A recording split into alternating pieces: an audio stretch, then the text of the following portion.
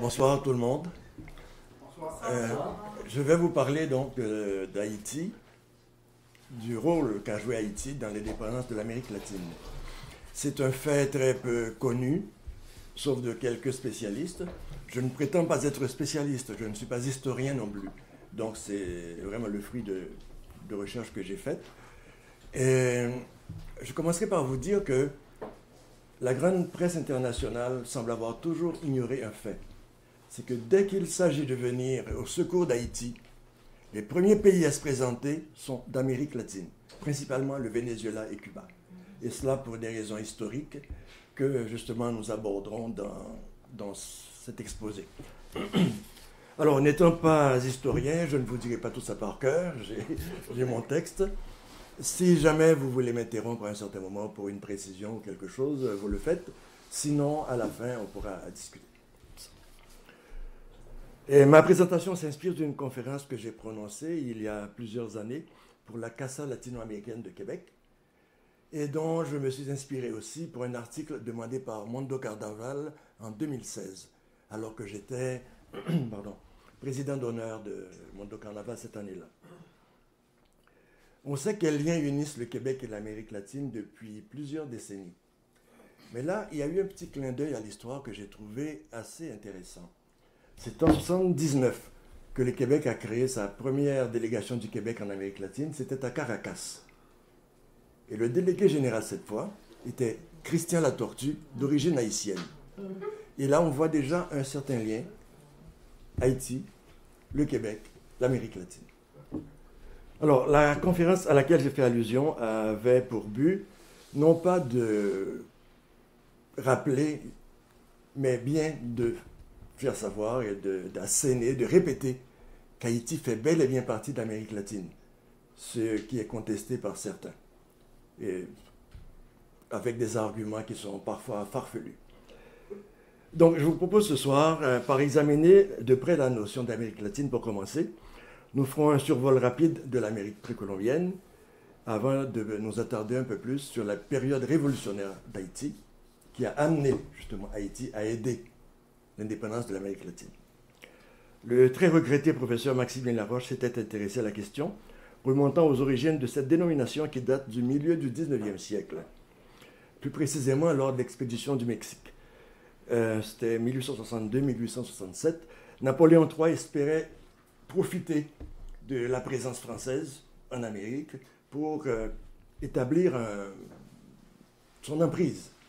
Mais malheureusement, ça n'a pas abouti, donc la France a dû quitter précipitamment.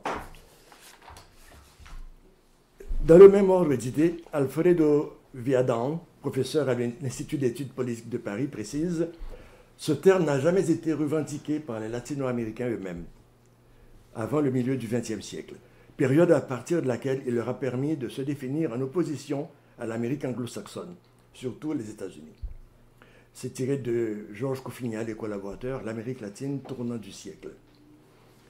À cela, on apportera la nuance suivante. Cette idée d'union visant à faire contrepoids à la puissance croissante des États-Unis remonte à Bolivar, qui, malgré l'admiration qu'il professait pour les États-Unis, s'en méfiait, à juste titre. D'ailleurs, parce que c'est à Washington que son projet d'alliance continentale a trouvé le plus de détracteurs, ce qui explique en partie l'échec essuyé par le Libertador au Congrès de Panama en 1826. Paradoxalement, ce sont les Américains qui reprendront son idée, son projet en modifiant certains détails, pour mettre sur pied leur bureau commercial des républiques américaines qui préfigurait en quelque sorte l'actuel ALENA. L'idée refait surface au début du XXe siècle avec l'Uruguayen José Enrique Rodó, en l'occurrence son essai sur les fondements naturels de la démocratie, publié chez Ariel en 1900. L'écrivain constate et déplore chez ses contemporains une fascination croissante pour les États du Nord. À cela, on peut rapprocher le film El Norte de Gregory Nava. Et on peut aussi se rappeler qu'actuellement à Porto Rico, depuis quelques années, c'est presque une honte, d'après certains, de parler espagnol. Aux États-Unis. Porto Rico. Et c'est quand même incroyable, mais plusieurs ne se reconnaissent plus portoricains, ou du moins, ils ne se reconnaissent plus hispanophones, mais anglophones. Mais Porto Rico, c'est quoi Le statut? Le statut de Porto Rico, parce qu'ils sont reliés aux Américains? Oui, ils sont, comment dirais-je, Protectorat. sous le protectorat américain, oui. Ou C'est État ça. associé. État associé, oui, c'est ça. C'est le terme qu'ils utilisent. Ils ont une grosse dette, hein? Donc, certains en oublient leur espagnol, et certaines familles ne parlent plus espagnol à leurs enfants. Donc, c'est vraiment cette délatinisation. L'Argentin Manuel Ugarte prêche l'union de tous les États voisins en une grande patrie capable de faire échec à l'expansionnisme états-unien, encore fortement inspiré par la doctrine de Monroe. Et c'est ça qui est incroyable, c'est que cette idée-là, qui était d'origine latino-américaine, avant la lettre, a été décriée par Washington, qui, de son côté, a voulu faire la même chose. La notion d'Amérique latine relativement large allait finir par s'imposer au détriment de son concurrent le plus immédiat, ce qu'on a voulu appeler l'hispano-américanisme, de par sa formulation, ce qui risquait d'exclure un partenaire important qui ne parlait pas espagnol, donc le Brésil.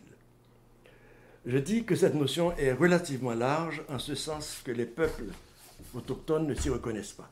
C'est notamment ce qu'a rappelé l'intervention passionnée de Ivan Ignacio lors d'une table ronde qui eut lieu en 2003, lors de la première quinzaine latino-américaine à l'Université Laval. Et la position de Inintitsu Waman, amérindien, auteur de Tradition y Modernidad, una perspectiva amerindia, allait dans le même sens, quoique plus nuancé en raison du dilemme posé par la situation des métis. C'est là un débat qui reste ouvert, mais qui dépasse le cadre de ma présentation. Je fais ici allusion seulement parce qu'il est, comme on dit, de plus en plus incontournable. La question identitaire reste donc posée, ce qu'exprime, sur un plan plus général, le professeur Maximilien Laroche dans sa dialectique de l'américanité. Il reste à l'homme américain à se découvrir lui-même. Et il semble bien que, pour plusieurs, ce soit une terra incognita, plus difficile à atteindre que les Indes mythiques que cherchaient les navigateurs d'antan. En qualifiant de manière naturelle un territoire, on atténue quelque peu les résonances géographiques pour mettre l'accent sur les particularités communes aux différentes régions, du Mexique à la Terre de Feu. Ainsi délimitons en général l'Amérique latine, ce qui inclut implicitement une partie de l'Amérique du Nord. Les particularités communes sont d'ordre socioculturel, on voudrait bien l'admettre, la mainmise européenne, l'évolution historique, les langues latines et, dans le passé beaucoup plus lointain, quelques 2000 langues autochtones. Ce nombre n'inclut pas les dialectes. Un petit coup d'œil sur l'Amérique précolombienne. Sur tout le territoire qui s'étend aujourd'hui du Mexique à la Terre de Feu, on parlait, avant l'arrivée de Christophe Colomb en Amérique, environ 1700 langues.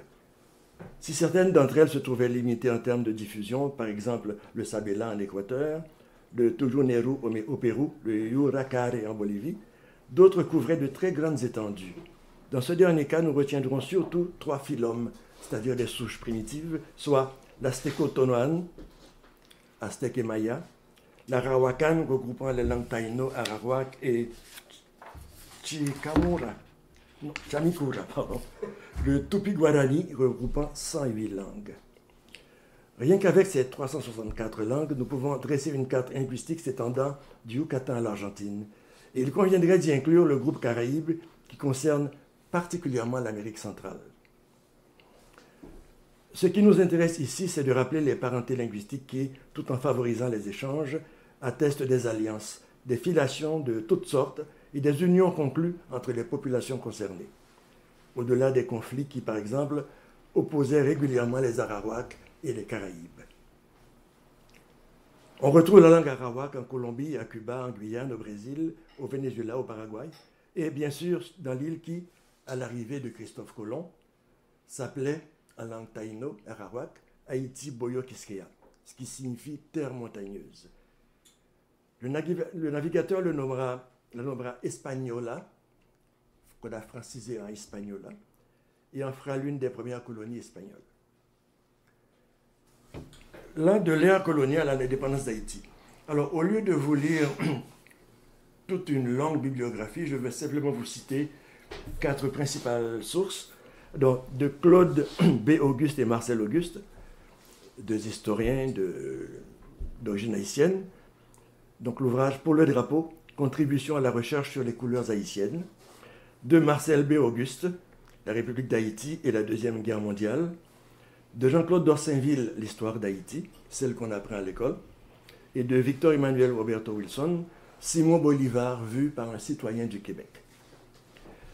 Il va sans dire que toute erreur ou omission n'est imputable qu'à moi. Est-ce que je parle trop vite ou est-ce que ça va? Ça va. D'accord. Bon, j'espère. Débarquant dans l'île le 6 décembre 1492, Christophe Colomb y trouve un peuple pacifique qui lui offrit spontanément l'hospitalité. Ce peuple, bientôt asservi au travail forcé dans les mines d'or et les plantations, et de plus affaibli par les maladies vénériennes apportées d'Europe, allait finir par disparaître. Pour suppléer à la main-d'œuvre de plus en plus déficiente, les colons espagnols suggérèrent de faire venir des Noirs d'Afrique, ce qu'on a appelé la traite des nègres. Qu'on me permette une citation de Roberto Wilson. L'esclavage des Africains n'était pas une idée nouvelle. Le Portugal le pratiquait dans ses colonies et l'Espagne, sous la domination des Maures, en avait fait autant. Charles Quint permit donc l'envoi d'esclaves nègres à Hispaniola en 1503, sous le gouverneur Nicolas de Ovando, mais la traite fut suspendue quelques années après, les Espagnols accusant les Noirs de pervertir les Indiens et de les inciter à la révolte. Le trafic infâme reprit en 1517 à la suite de la suggestion du moine dominicain Las Casas, qui mérita le titre de protecteur des Indiens. Et c'est un fait assez remarquable parce que Las Casas a voulu protéger les Indiens et a lui-même suggéré qu'on fasse venir les Noirs d'Afrique. Et c'est pour ça, par exemple, au Mexique, on va vous parler de Las Casas avec admiration, alors qu'en Haïti, ce n'est pas du tout la perception qu'on en a.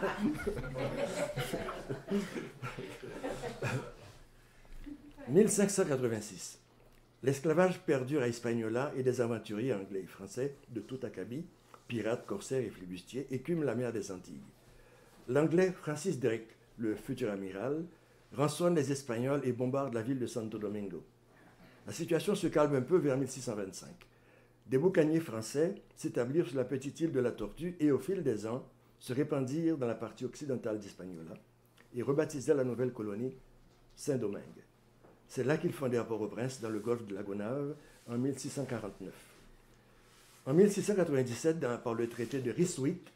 Est-ce que tu viens de dire que c'est des boucaniers qui ont fondé Port-au-Prince? Oui, entre autres. Ah oui. Et en fait, disons qu'ils survivaient par la boucane, si l'on peut dire.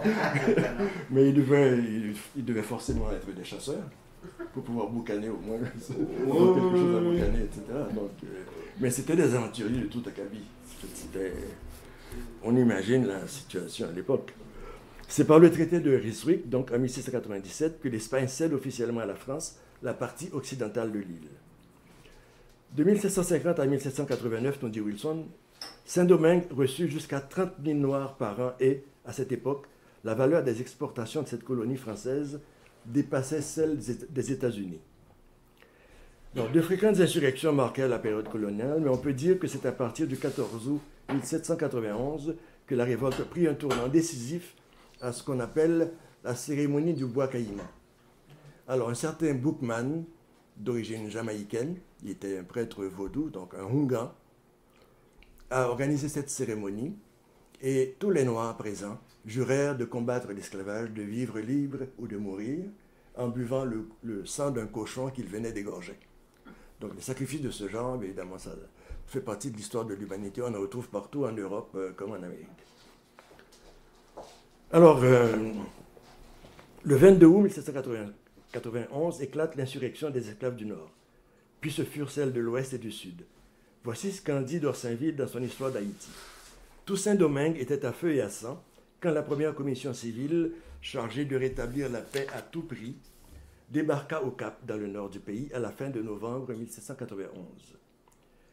On situe à cette époque, novembre 91, la participation active d'une figure marquante de notre indépendance. François-Dominique Toussaint, surnommé Toussaint l'Ouverture, en raison de son habileté à ouvrir les rangs de l'ennemi. Son nom vient de là. Mais c'était un militaire, un général napoléonien. Et par la suite, oui, en fait, au début, bon, il combattait avec les autres, il était général, et puis les Français l'ont trahi par la suite.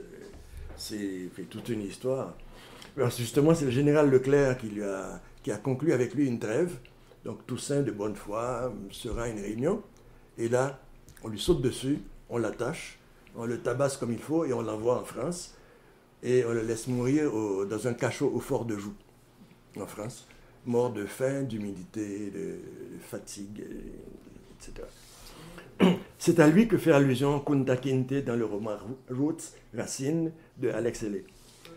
Dans les environs de Paris, entre autres, des lycées, des gymnases et différents établissements portent le nom de Toussaint Louverture.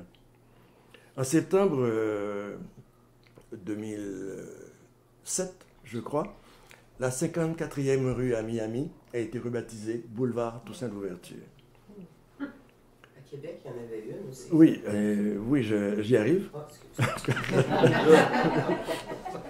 Et, alors, à Montréal, en 2004, la Société Saint-Jean-Baptiste et l'association Présence à partager ont demandé au maire, c'était qui, Gérald Tremblay, de nommer un parc ou une avenue au nom de Toussaint Louverture. Ça a pris du temps, donc ça a pris 2 ans. Bon, c'est ça. Mais finalement, ça a été fait. Et donc, le parc Toussaint Louverture existe bel et bien à Montréal. Et à Québec, nous avons, dans le parc de l'Amérique latine, une statue de Toussaint Louverture qui a été inaugurée justement il y a 2 ou 3 ans. Et en France, c'est pareil.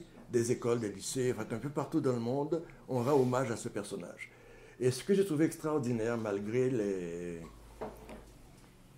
les conflits qu'il y a eu, si vous voulez, entre l'histoire de Toussaint Louverture et la France, et certains sont toujours restés proches d'Haïti, proches de la cause des Noirs, à tel point qu'Alphonse de Lamartine, celui-là que vous connaissez, a dit de Toussaint Louverture, cet homme est une nation.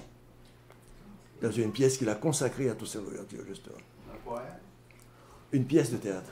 Oui, consacrée à Toussaint Louverture. Donc ça veut dire que la résonance du bonhomme est assez exceptionnelle. Une petite parenthèse, si vous permettez. Je ne veux pas critiquer les journalistes, en tout cas pas tous, mais une chose m'avait agacé lors justement de l'inauguration de la statue de Toussaint Louverture à Québec. Il y a eu un article dans Le Soleil. C'est très bien qu'il l'ait fait.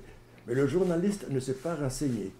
Parce qu'il a présenté Toussaint Louverture comme étant seulement le héros d'Haïti. Alors, avec toutes ces résonances-là, je pense que on peut voir que c'est un bonhomme considéré comme un héros universel. Donc, c'est peut-être une négligence, si vous voulez, peut-être l'inexpérience, etc. Et, il y a quelques années, à Sainte-Foy, il y a une rue qui s'appelait la rue Louverture, pas loin de chez moi, perpendiculaire à la route de l'église. Je ne sais pas pourquoi, tout à coup ça a disparu. Ils l'ont remplacé par rue Toussaint Dussault. Ouais, alors, je ne comprends pas, mais en tout cas, c'est ça. Ah là là. Probablement un fonctionnaire inculte. Ben, ça arrive, hein. Qui s'est emmêlé dans ses pinceaux. Mais c'est probablement. Pour Québec solidaire, ça. Oui, c'est ça, je me suis trompée. Mais bonne fête de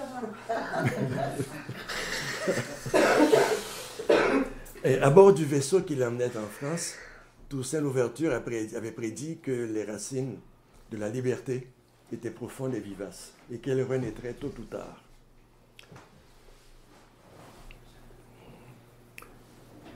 Cinq mois plus tard, après la déportation de Toussaint, sa prédiction se réalisait. Les armées françaises furent définitivement battues à Vertières et l'indépendance proclamée le 1er janvier 1804. L'île retrouvant dès lors son nom Arawak, Haïti. Petite parenthèse, c'est qu'une chose qui m'agace depuis quelques années, je ne sais pas d'où ça vient, c'est que beaucoup de manuels de guides touristiques parlent de l'île d'Hispaniola, parce qu'ils ne veulent plus dire l'île d'Haïti. Et il y a même quelqu'un, à un certain moment, qui a dit l'île de Santo Domingo.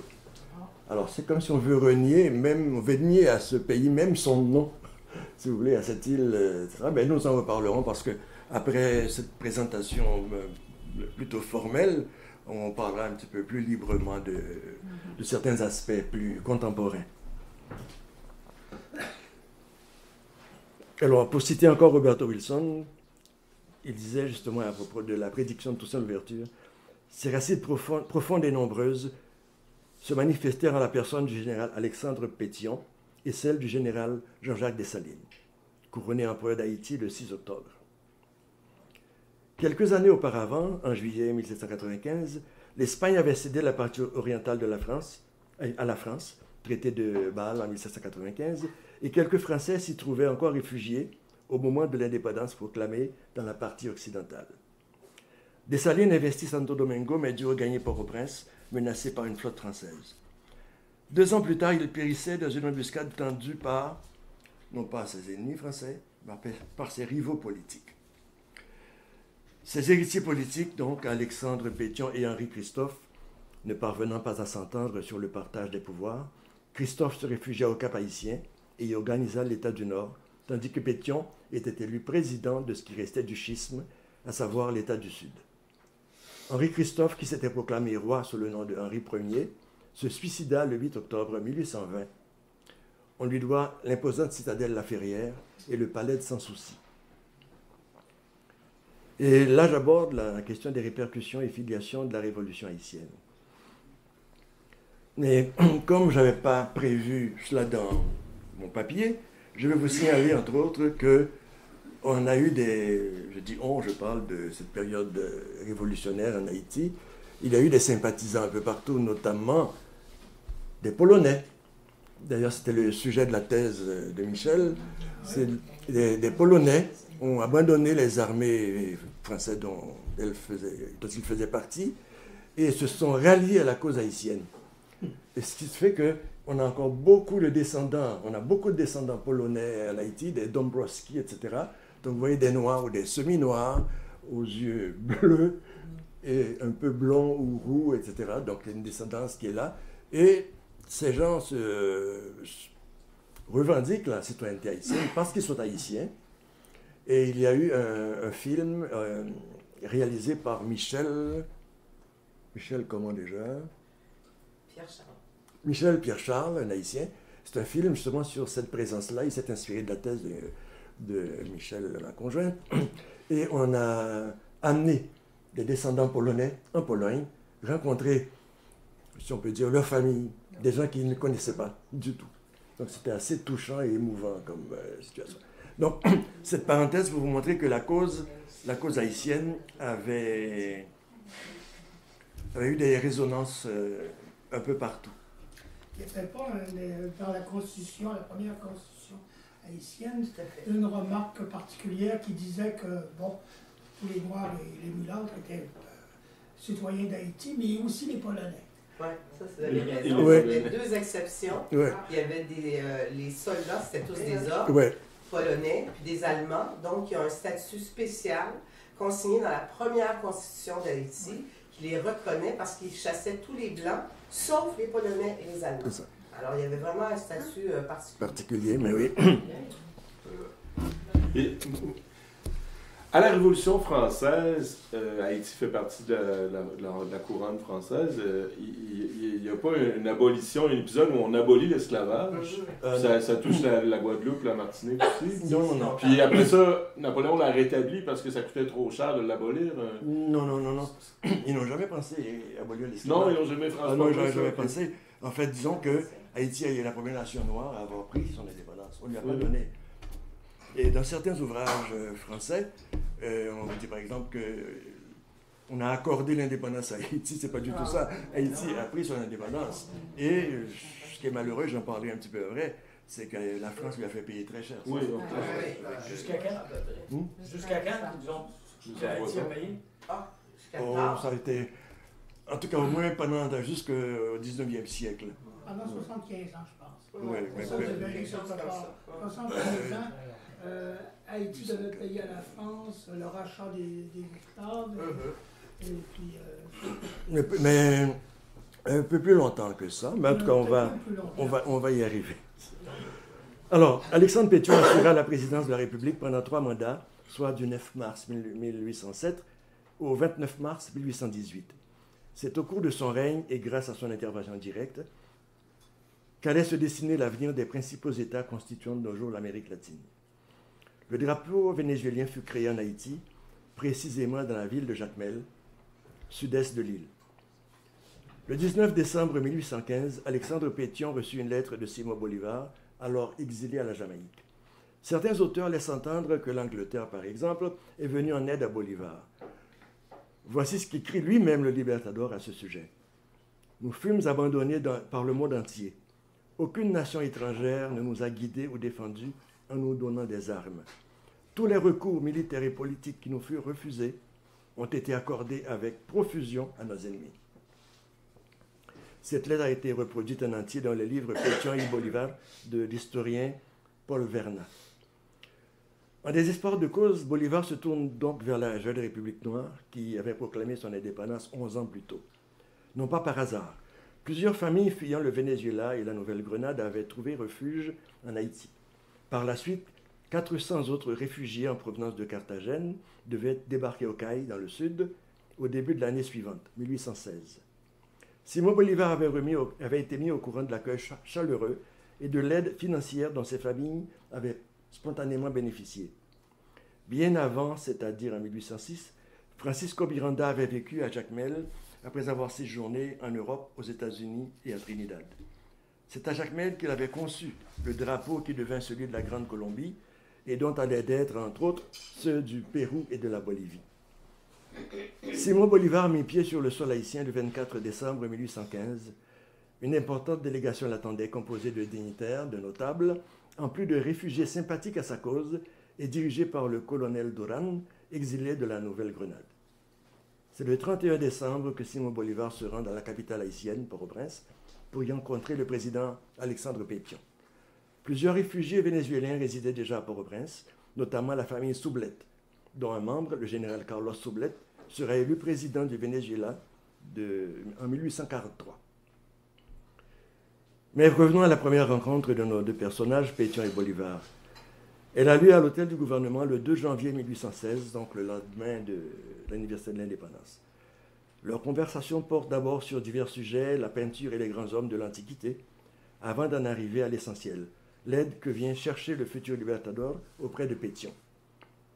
Mis au courant de la situation, le premier jet de Pétion sera de suspendre toutes ses relations commerciales, pourtant lucratives, avec Carthagène, qui venait de tomber aux mains des forces royalistes de Pablo Morillo. Cela se passe à un moment où aucun pays ne veut encore reconnaître l'indépendance d'Haïti, surtout pas les États-Unis, où sévissait encore l'esclavage. Et c'est un très mauvais exemple. L'esclavage a été aboli aux États-Unis en 1865. Suivirent d'autres décisions du président Alexandre Pétion. C'est ainsi que Bolívar put lever une expédition navale grâce à un don d'armes et de munitions suffisant pour équiper 6000 hommes, plus un bataillon d'environ 300 soldats.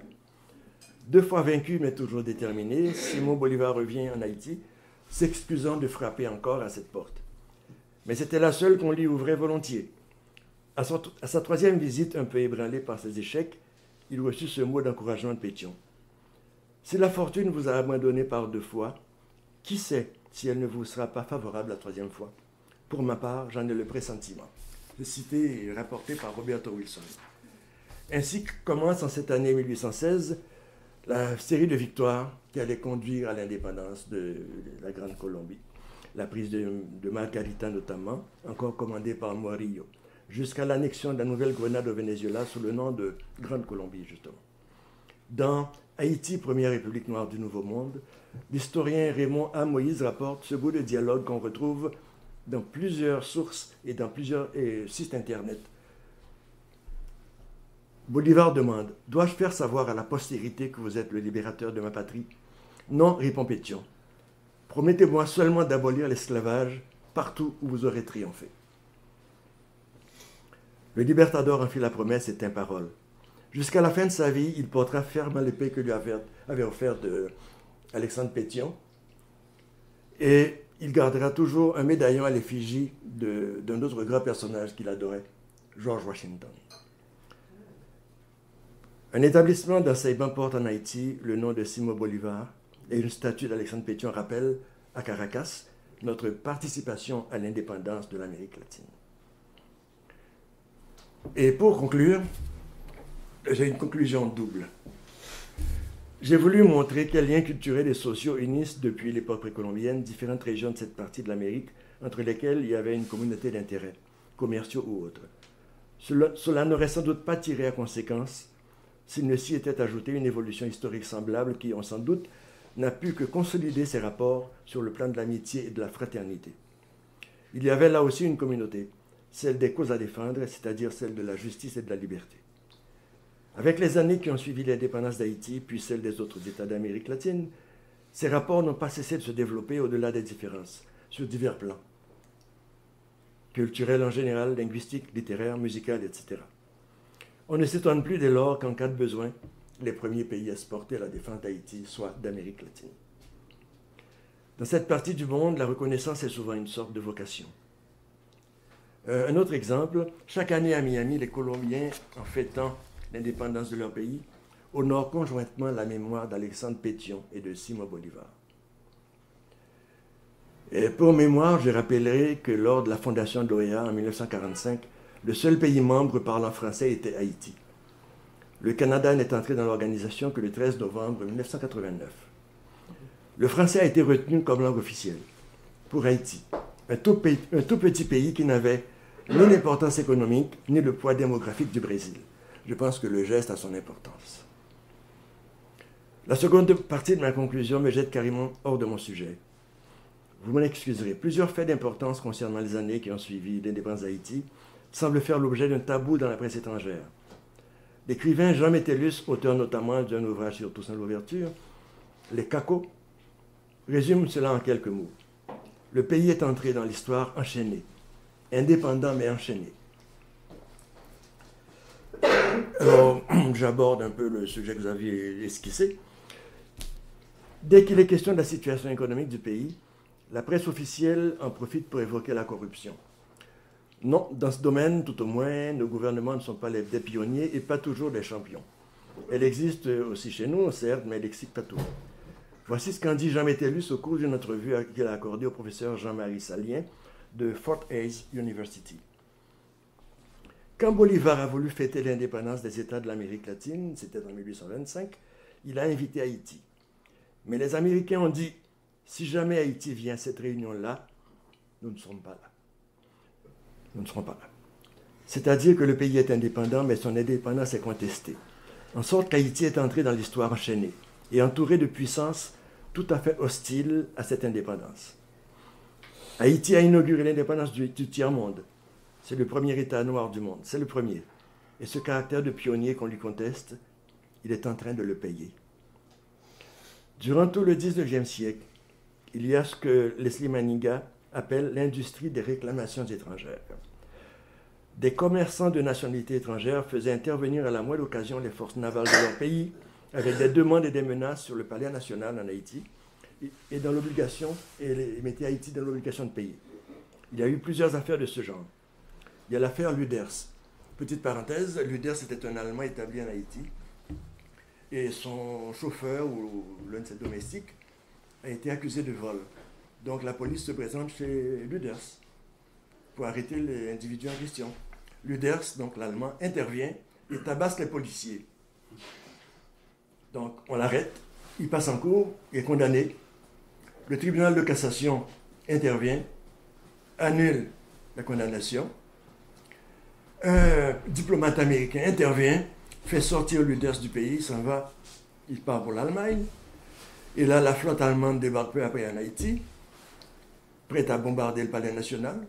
Et on exige du président haïtien qu'il fasse des excuses, qu'il envoie une lettre d'excuses au gouvernement allemand et qu'il paie, imaginez l'époque, 30 000 $ en dommages et intérêts. Donc c'est l'un des cas d'exploitation éhontée dont ce pays a été victime dès le début. Les indemnités, je reprends la citation, les indemnités que nous avons payées nous ont ruinés complètement. Durant tout le 19e siècle, Haïti a versé de l'argent à l'Allemagne, à la France, à l'Angleterre et aux États-Unis. Fin de la citation. Et c'est comme si vous cassiez la jambe à quelqu'un pour lui reprocher ensuite de boiter. S'il y a corruption ou mauvaise foi, où est-elle vraiment? Alors, je vous remercie de votre attention. Ça a fait moins d'une heure parce que j'ai parlé vite.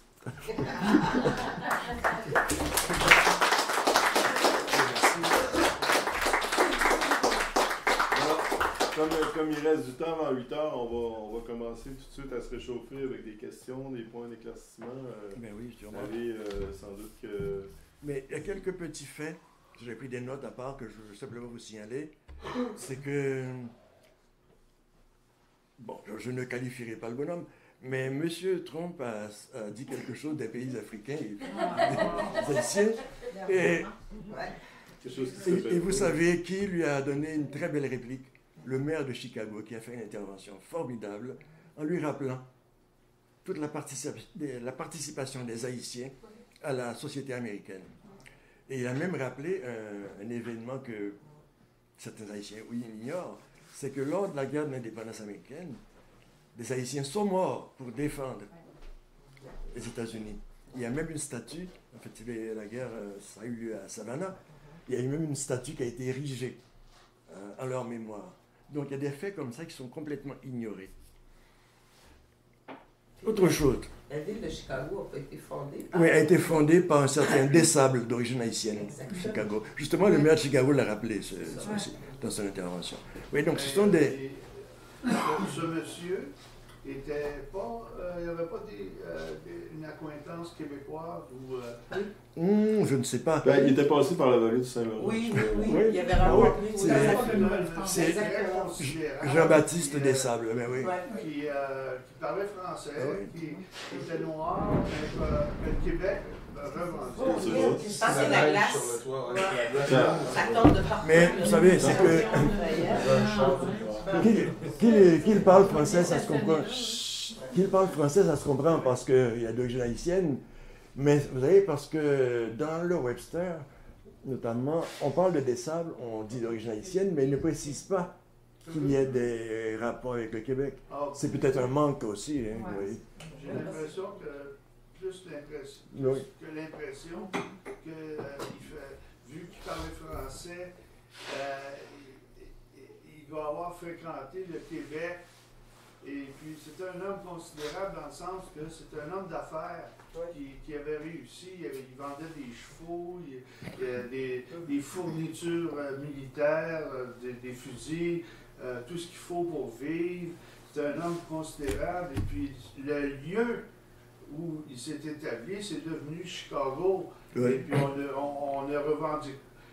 Comme à Haïti, comme on ne fait pas ce que l'on a fait à Haïti, c'est-à-dire en niant le fait que les Haïtiens ont leur pays, possèdent leur pays, leur loi. Lui était là, puis c'était défendable. C'était quelqu'un à qui on ne peut pas enlever le statut qu'il s'est construit. Et par cela, on connaît tous les Québécois qui ont fondé des villes aux États-Unis, Duluth, des moines, tout ça. Ils faisaient partie de cette gang-là. Mais vous savez, les grandes puissances coloniales ont la rancune tenace. Je vais vous rapporter un petit fait. Roberto Wilson, qui a vécu à Québec très longtemps, d'ailleurs c'est une des personnalités marquantes, si vous voulez, parmi les Haïtiens, parce que vous savez qu'il est l'un des pionniers de la bande dessinée québécoise. Et lors d'une exposition sur la bande dessinée, on avait publié un article sur lui, etc. Mais ce que je veux dire, Roberto Wilson, à un certain moment, était à Paris. Et là, un historien français bien connu lance un ouvrage sur l'histoire de la France et de ses colonies, etc. Alors, Roberto s'empresse de lire le bouquin et il s'en va rencontrer l'historien lors d'une soirée. Et à un certain moment, il lui dit « Mais comment se fait-il que vous n'ayez pas mentionné Haïti ?» Vous savez ce que l'autre a répondu? Il a dit « Ben, vous avez pris votre indépendance. » Vous voyez, donc on fait, c'est le blackout là-dessus, c'est le blackout.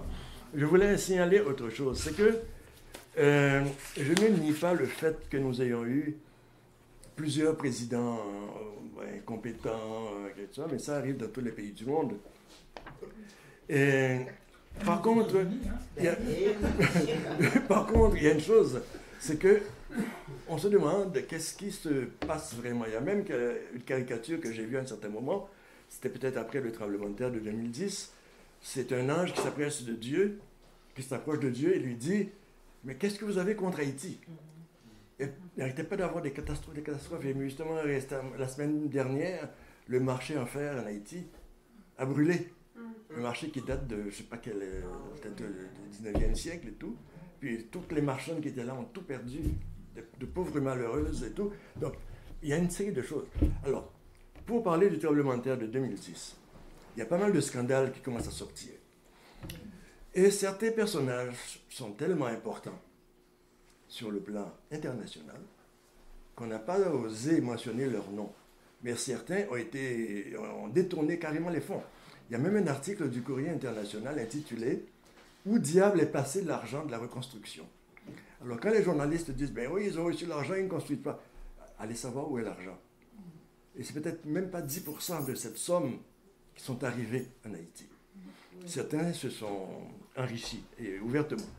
Ensuite, pendant cette période soi-disant de reconstruction, la MINUSTA, donc une mission des Nations Unies pour la stabilisation en Haïti, vous savez ce qu'ils ont fait? Ce n'est pas une légende urbaine, ça a été filmé.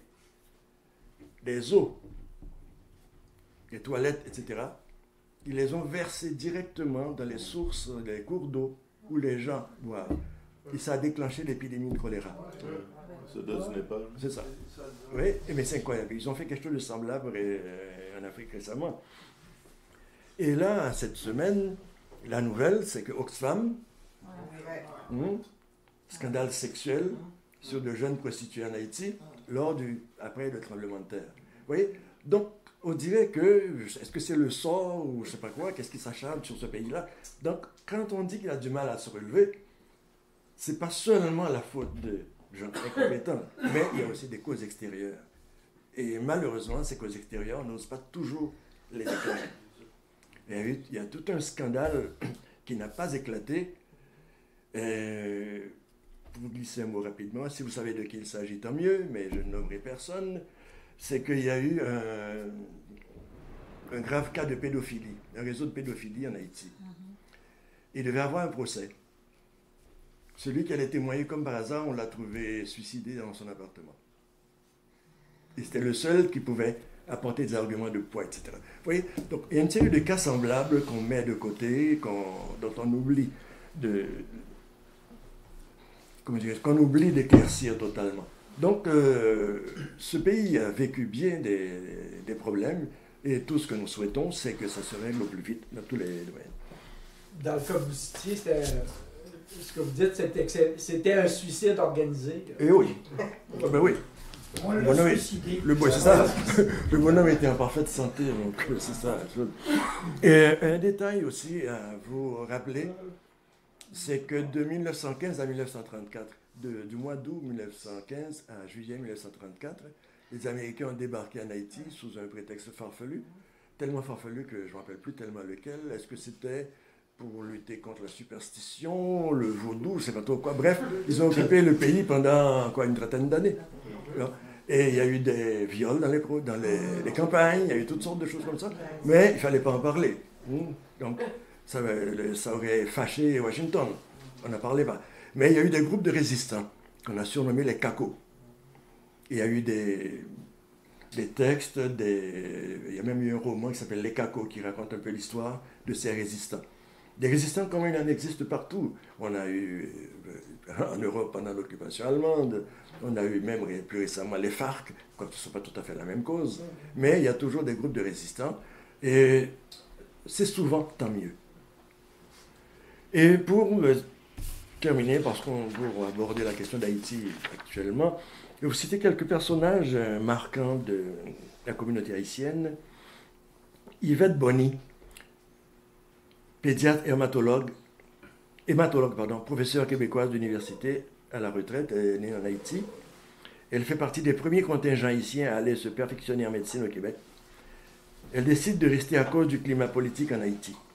Elle a réalisé la première greffe de moelle osseuse chez un enfant au Québec. Ouais. Alors, À part ça, on a Roberto Wilson, que je vous ai cité tout à l'heure.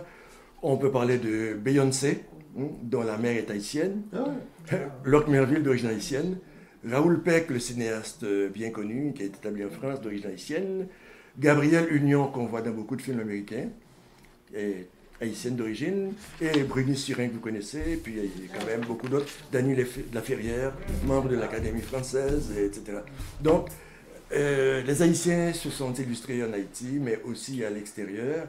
Et pour terminer, je pourrais vous donner l'exemple de Rodney Saint-Éloi, qui est un Haïtien qui a étudié au Québec, qui a fondé d'abord les éditions Mémoire, devenues Mémoire d'Encrier, qui a commencé par publier des Haïtiens, qui a publié ensuite des Québécois, qui maintenant publie des Amérindiens, Amérindiennes, des Français, des gens de toute origine. Une primeur, l'un des prochains bouquins à apparaître chez lui est une traduction en Wolof. Un ouvrage traduit en Wolof qu'il va... Ouais. Donc, ça veut dire que c'est un Haïtien qui s'illustre à sa façon dans son domaine. Donc, je crois que quand certains animateurs de Radio Poubelle jettent leur venin sur notamment les Haïtiens, je crois qu'ils ne se renseignent pas et doivent savoir que dans toute population, quelle que soit, il y a du mauvais, c'est sûr, mais il y a aussi du bon. Et tant mieux quand le bon surpasse le mauvais. Donc, merci de votre attention. Donc, libre à vous d'intervenir. Merci. Il y a Mme Anglade qui est ministre. Ah ben oui, c'est vrai, j'ai oublié. Oui, la gouverneure générale du Canada. Michael Jean, mais ça. Michael Jean, ils sont quand même... on peut pas dire qu'ils ont pris les dernières places. Non, c'est ça, elle est à la francophonie. Oui, oui, au poste. Arcade Fire. Oui, Arcade Fire, mais oui. Avec Régine Chassagne. Régine Laurent aussi. Régine Laurent, la fille. Oui, c'est ça. Donc, il y en a beaucoup. Il y en a beaucoup. Oh. Puis Alex Renaud. Oui, Alex. Vous allez dire quelque chose? Ah, bon. Question, oui. Oui. Oui, moi j'en ai une. Vous avez parlé tantôt au début que vous parleriez un petit peu du drapeau d'Haïti. Je posais la question. L'union fait la force. Oui, c'est la devise. C'est que le drapeau haïtien a été créé à partir du drapeau français. Ils ont enlevé le blanc. Ils ont gardé le bleu et le rouge. Le blanc qui symbolisait justement la France. Les colonisateurs. Le blanc, bleu, rouge. C'était le blanc, rouge, et puis on a enlevé le blanc, on a gardé le bleu et le rouge. Le bleu et le rouge. C'est ça. Mais j'ai parlé aussi du drapeau vénézuélien, en fait, de la Grande Colombie, qui a été créé à Jacmel par Miranda. C'est quand il est devenu noir et rouge? Duvalier. Duvalier, c'est sûr. Ah oui, C'est pour ça qu'on l'a enlevé après, puis on avait mis le bleu. On a remis après. Vous n'avez pas parlé de Saint-Domingue. Ça, c'est une île. Pas en deux. C'est séparé en deux. Oui, c'est comme j'avais signalé, c'est que les Espagnols étaient là d'abord. Ouais. Et quand les Français sont arrivés, il y a eu conflit. Ouais. Et finalement, l'Espagne a cédé la partie occidentale à la France. C'est arrivé quand, ça?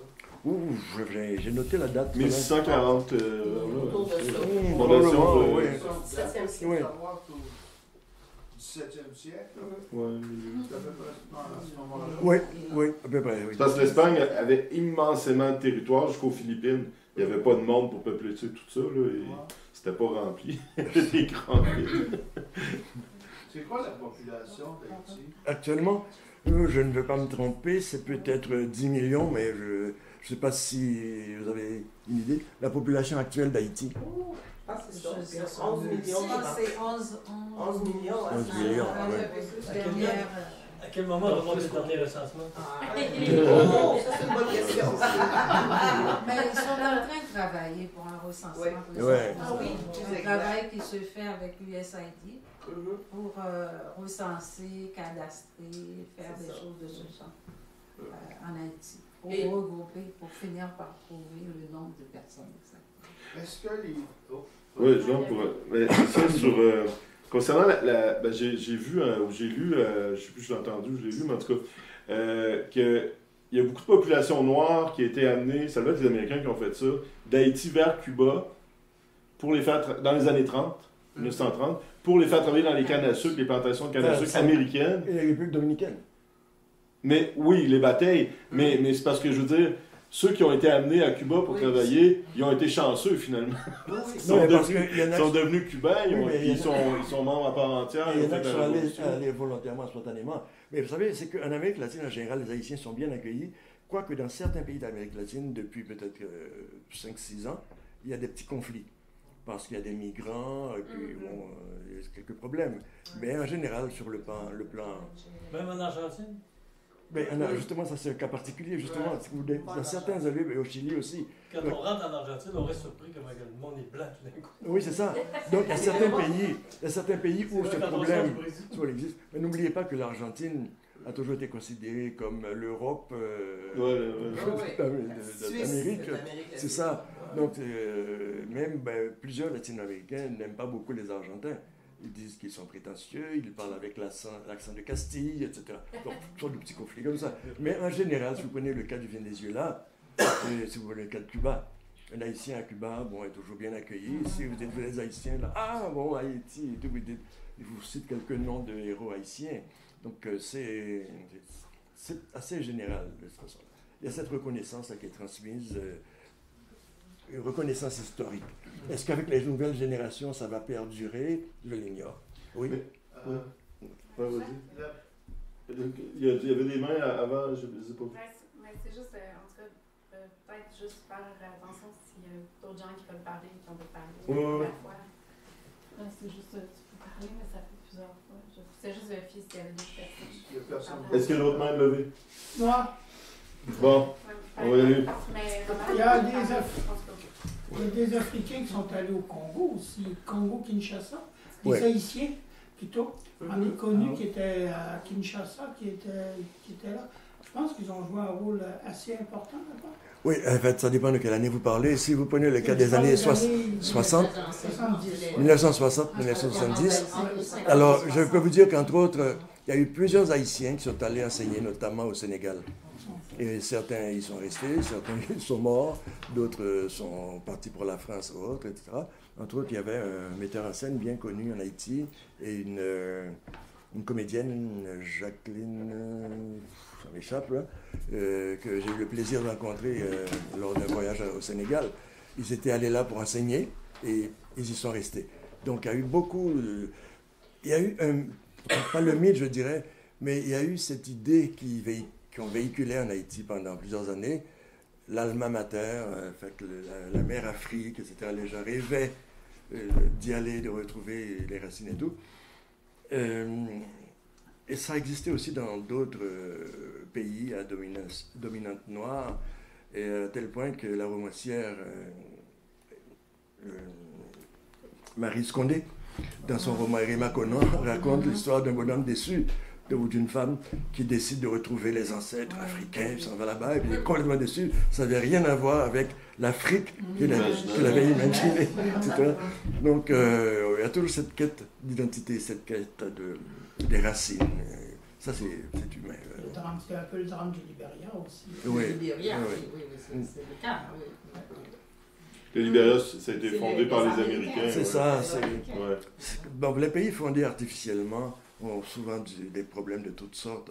De toute façon, la plupart des États africains, sinon tous, ont été presque fondés par les colons, parce qu'ils ont bousillé la géographie, et ça a créé des conflits et toutes sortes de choses.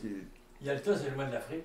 Pour dessiner les frontières. Mais oui. Ça va, Yalta, les Anglais. On a Fernand. Toi, tu veux te parler? Oui, je l'ai marqué. Après, Fernand,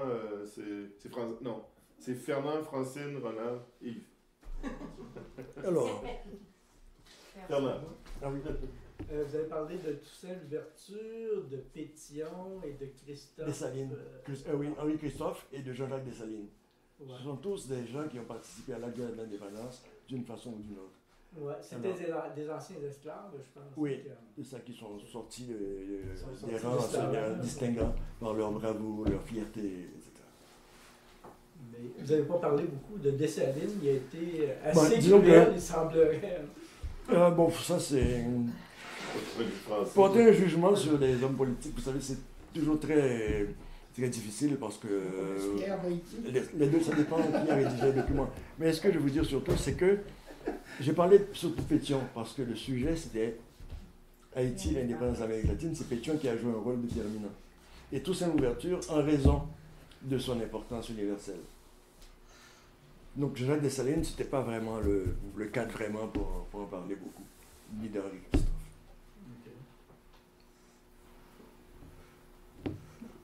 Ça répond. D'accord. Francine? Oui. Ben, au risque d'avoir l'air hors sujet, je voudrais quand même avoir une petite précision sur Jean-Claude Duvalier. Lui, il me semble que. Est-ce qu'il n'était pas soutenu par la France? Pas exactement. Bon, alors, je vais un peu sortir du sujet aussi. Oui, c'est parce que c'est dans tous les petits pays, surtout les petits pays d'Amérique latine, d'Amérique centrale, en fait, etc., les Américains sont toujours aux aguets. Bon, évidemment, c'est une paranoïa connue, mais là, c'est que ces pays en souffrent. Duvalier était soutenu, le père, le dictateur, sanguinaire, était soutenu par les Américains. Parce que, oui, mais il n'avait pas été élu démocratiquement avant? Oui, tout oui. Oui. Ben oui, parce qu'il y avait quand même il y avait une bonne il y avait pas une presse au départ, là. Il était aimé. Mais ce que je veux surtout dire, c'est pas que la façon dont il a été élu, mais c'est pendant son règne. Il y a eu toutes sortes de crimes et de meurtres. Et ça, notez qu'il y a eu des crimes et des meurtres aussi sous le précédent Paul Magloire. En fait, pas immédiatement précédent. Mais ce que je veux dire, c'est que quand un dictateur est de droite, les Américains le soutiennent toujours. Toujours, toujours, toujours. Alors, Duvalier, malgré tous ses crimes, etc., on n'osait pas dire que c'était un dictateur qui était sanguinaire. Et à un certain moment, les Américains, bon, on trouvait que ça leur coûtait cher, ont décidé de suspendre leur aide. Duvalier a organisé quelque chose de je dirais, génial, même si c'était méchant. Il a fait une descente dans des petits groupes qui étaient un petit peu de gauche, mais pas dangereux, sous prétexte que c'était le communisme qui s'établissait en force. Et là, les Américains n'étaient pas dupes, mais ils ont quand même recommencé à fournir de l'argent. On a eu un président bien avant ça qui s'appelait Dumarsais Estimé. Ce monsieur, à un certain moment, s'est rendu compte que les Américains ne voulaient rien céder, voulaient seulement exploiter. Il a décidé de prendre des moyens, de se mettre carrément contre l'attitude américaine. Et par hasard, il est mort empoisonné. Et donc, c'est le genre de choses qui se produit souvent dans ces pays-là. Oui. Donc, le père Duvalier tombe du pouvoir. Jean-Claude est élu. Bon, en fait, c'est facile d'être élu parce que quand ton père te déclare président, etc. Mais c'est sûr que lui, pour se maintenir au pouvoir, a dû recourir à toutes sortes de moyens, comme son père aussi. Alors, quand il a été chassé du pouvoir, on a découvert des fortunes empilées dans sa maison, etc. Donc, il est parti en France. Mais il avait beaucoup d'argent. Donc, la France l'a accueilli. Il a payé. Quand son argent a été fini, il s'est retrouvé dans la dèche. Et sa femme a profité pour divorcer avant, et puis elle a foutu le camp avec l'argent. Bon, bref. Elle s'est retrouvée, bon... Alors là, ce qui arrive, c'est que il y a sa sœur, la sœur de Jean-Claude Duvalier, qui s'appelle Simone. Et j'ai l'impression qu'elle veut préparer son fils à la présidence. Parce qu'elle a récemment publié un article demandant où sont passés les vrais duvalieristes. Donc ça ne fait pas très longtemps. Donc ça fait même pas un mois que j'ai lu cet article-là. Pardon, Alex, en fait, pour Duvalier, pour certains Haïtiens, représentait une revanche des Noirs sur les mulâtres. Ça, c'est une excuse. Ça, c'est une excuse. C'est une belle excuse. Mais il y en a qui ont connu des Duvaliers. Mais oui, mais il y a deux cas aussi qu'il faut considérer. Si vous prenez certains Haïtiens actuellement à Montréal, des jeunes, si leurs parents étaient duvalieristes, eux n'ont pas connu le régime. Ils vont croire ce que leurs parents leur disent. Ils ne sont pas de mauvaise volonté. Il n'y a rien à faire. Ensuite, le prétexte ce qu'on a appelé le noirisme, c'est un prétexte que souvent certains ont utilisé pour justifier certaines actions. Donc, quand ça va mal, s'il y a un mulâtre au pouvoir, on dit que c'est à cause des mulâtres. Si c'est un noir qui est au pouvoir, les mulâtres vont dire que c'est à cause du noir.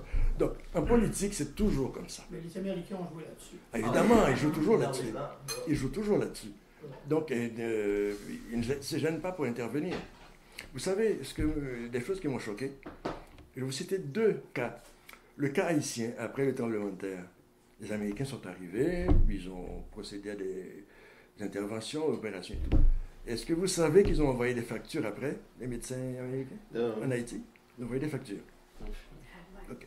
Alors, l'autre cas que je vais vous citer, pour vous dire que ce n'est pas un hasard, l'autre cas que je vais vous citer remonte à plus loin. Après la Seconde Guerre mondiale, les 2 villes japonaises détruites, qu'est-ce que les Américains ont fait? Ils ont envoyé des catalogues de matériaux de construction au Japon. Pour que les gens commandent. Oui, donc ça dépasse l'entendement. Ça dépasse l'entendement. Donc je veux dire que c'est une logique du fric. C'est une logique de l'argent. Oui. Émilie, oui? Oui, il n'est pas là. Il va prend son tour. Il n'est pas là. Il va à son tour après. Il va Mais